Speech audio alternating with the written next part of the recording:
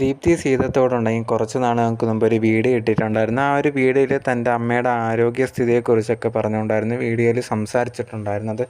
Sodium ഭയങ്കരമായിട്ട് കുറഞ്ഞു, ആശുപത്രിയിലാണ്, ഭയങ്കരമായിട്ട് വിഷമമുണ്ട്, അമ്മ ഇടയ്ക്കിടയ്ക്ക് ഇങ്ങനെ അമ്മയ്ക്ക് വല്ലതും പറ്റുമോ എന്നുള്ള രീതിയിലൊക്കെ ചോദിക്കുമെന്നുള്ള രീതിയിലൊക്കെ പറഞ്ഞ് ദീപ്തി ഉണ്ടെങ്കിൽ ഒരു വീഡിയോ ഇട്ടിട്ടുണ്ടായിരുന്നു. ഈ ഒരു വീഡിയോയ്ക്കൊക്കെ ശേഷം കുറേയധികം കമൻറ്റ്സ് ദീപ്തിയുടെ വീഡിയോസിന് വന്നിട്ടുണ്ടായിരുന്നു. ഇതേ കണക്ക് നിങ്ങൾ അവിടെ ചെന്ന് നിന്നിട്ടുണ്ടെങ്കിൽ അമ്മയെ കൊണ്ട് ഫുള്ള് പണി എടുപ്പിക്കുവാണ്, നിങ്ങൾ അമ്മയെ മുതലെടുക്കുകയല്ലേ ചെയ്യുന്നത് എന്നുള്ള രീതിയിൽ ചോദിച്ചിട്ട് കുറേയധികം കമൻറ്റ്സ്, ആ ഒരു സെയിം മോഡൽ കമൻറ്റ്സ് ഉണ്ടെങ്കിൽ ഇടുന്ന വീഡിയോസിനകത്ത് താഴെയൊക്കെ വന്നിട്ടുണ്ടായിരുന്നു.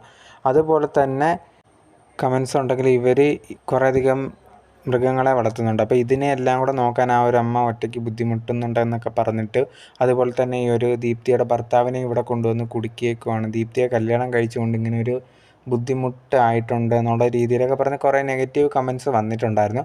അപ്പോൾ ഇതിന് മറുപടിയായിട്ട് ദീപ്തി ലേറ്റസ്റ്റ് ആയിട്ട് ഒരു വീഡിയോ ഇട്ടേക്കുവാണ്. കുറേയധികം പേര് ഇതുപോലത്തുള്ള കമൻറ്റ്സും കാര്യങ്ങളൊക്കെ ഇടുന്നുണ്ട്. എൻ്റെ ഭർത്താവ് ഇവിടെ എന്നെ കല്യാണം കഴിച്ചുകൊണ്ട് ഇവിടെ വന്ന് കുടുങ്ങിപ്പോയതാണ് എന്നുള്ള രീതിയിലൊക്കെ പറയുന്നുണ്ട്.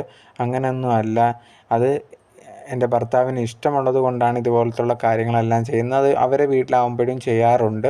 പിന്നെ എൻ്റെ അമ്മയുടെ കാര്യമാണെങ്കിൽ, അമ്മയുണ്ടെങ്കിൽ ആരോഗ്യ പ്രശ്നം എന്നുള്ളത് എല്ലാ വീട്ടിലും എല്ലാ അമ്മമാർക്കും ഉണ്ടാകും. പിന്നെ ജോലി ചെയ്യിപ്പിച്ചു എന്നൊക്കെ പറയുന്നുണ്ട്. ഞാനും ഇവിടുത്തെ ജോലി എൻ്റെ മാക്സിമം ചെയ്യുന്നതാണ്. നിങ്ങളത് ചിലപ്പം ഈ ഒരു വീഡിയോയിൽ കണ്ടില്ല എന്ന് വെച്ചിട്ട് ഞാൻ ജോലി ചെയ്യാതിരിക്കുമോ തന്നെയല്ല. പിന്നെ ഇവിടുത്തെ കുറേ അധികം മൃഗങ്ങളുണ്ട്, അതിനെയൊക്കെ ഞാനുണ്ടെങ്കിൽ നോക്കുന്നത്. നേരത്തെ ആൾക്കാരെ നിർത്തി ചെയ്തുകൊണ്ടിരുന്നതാണ്, ഇപ്പം ഞാൻ എൻ്റെ എല്ലാ കാര്യങ്ങളും നോക്കുന്നുണ്ട്.